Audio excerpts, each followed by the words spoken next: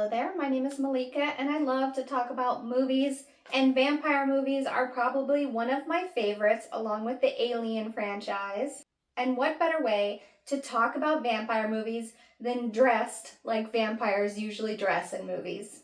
What is it about vampire movies always having a costume design that's always shiny and tight? I don't know what it is, but I do love it.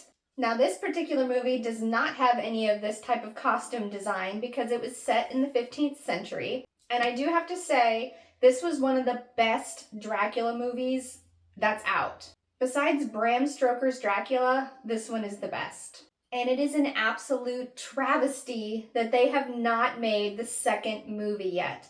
At the end, they certainly set it up as if there's going to be a sequel, and they haven't done it yet. Now, I looked it up, and it's supposed to be released this year, but they also said that last year.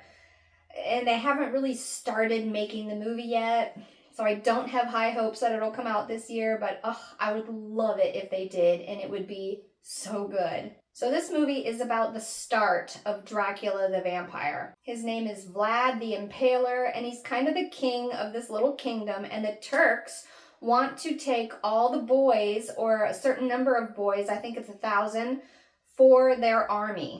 And Vlad is trying to do everything he can to stop that from happening because his son would have been one of the ones that got taken. So Vlad goes to this mysterious creature that lives in the mountain, and normally this creature just eats whoever comes in contact with him, but he can tell that Vlad is special.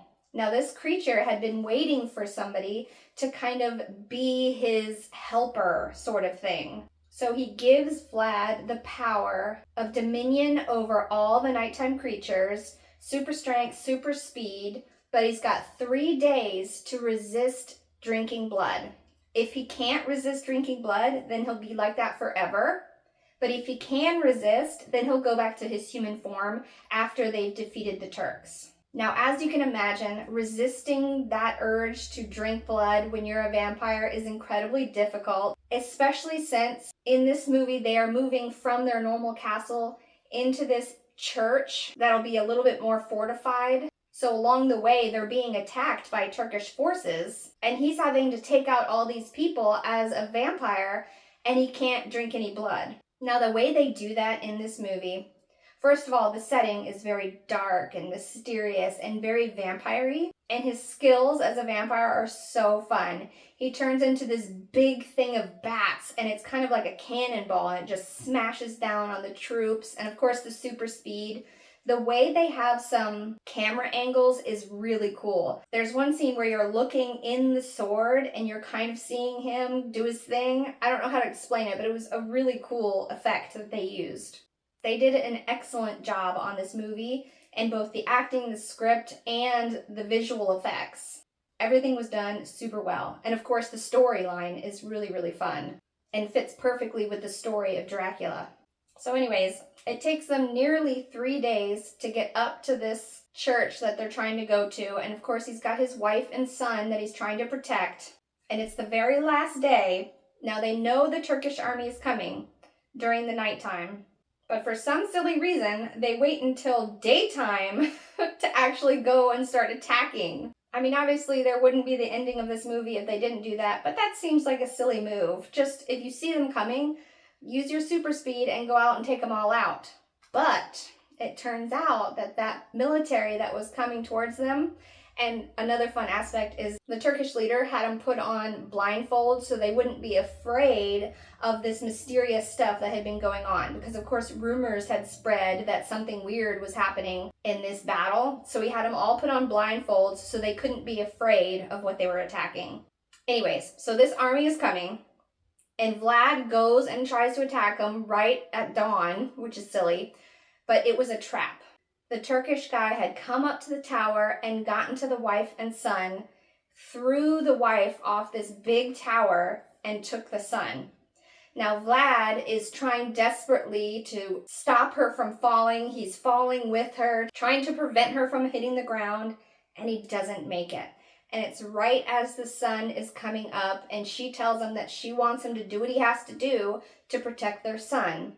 And it's the last day, literally the last second before he would turn right back into human. So he drinks from her. So now he will be a vampire forever. And of course, now he can control the skies, and he brings the clouds over the sky so it's still nighttime and he can still be out.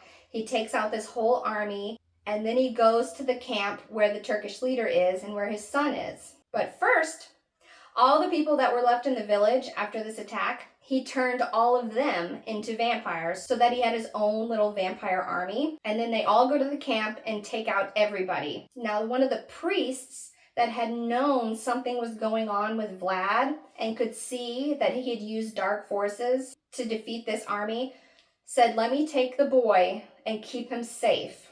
So Vlad lets him do that because all the vampires that he made, they were trying to get at the boy because the boy is a human. So being with Vlad, he would be in danger. So Vlad sends his son off with the priest, and he parts the skies, and all the other vampires, including himself, are now exposed to the sun. So he basically takes them all out because they're kind of like animals. I guess it's sort of that thing, that new vampire thing where they're just ravenous and they can't really control themselves, which is why they were coming after his son. But he's also taking out himself. He feels like, okay, my son is safe. I can take out myself now.